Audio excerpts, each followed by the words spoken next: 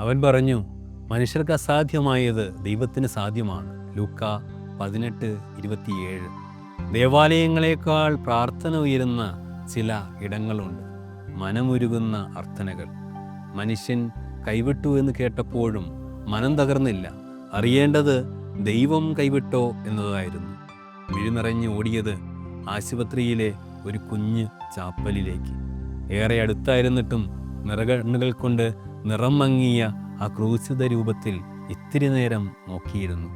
ഓർമ്മ വന്നത് ആ പ്രാർത്ഥനയായിരുന്നു. കർത്താവായ ദൈവമേ, ഞങ്ങളോട് കരുണ തോന്നണമേ. അതുവരെ ഞങ്ങളുടെ കണ്ണുകൾ അങ്ങേ തന്നെ നോക്കിയിരിക്കും. ആ കുഞ്ഞു ജീവൻ ദൈവം തിരിച്ച് തരാതിരിക്കില്ല. തിരിച്ചു പോകുന്നത് ആ പ്രത്യാശയോടെയാണ്. മനുഷ്യർക്ക് അസാധ്യമായത് ദൈവത്തിന് സാധ്യമാണ്. അല്ലെങ്കിലും അതാണല്ലോ മനുഷ്യൻ ദൈവത്തെ കണ്ടുമുട്ടുന്ന ഇടം, ICU. അതേ ദൈവമേ, ICU, ഞാൻ നിന്നെ കാണുന്നു, നിന്നെ മാത്രം.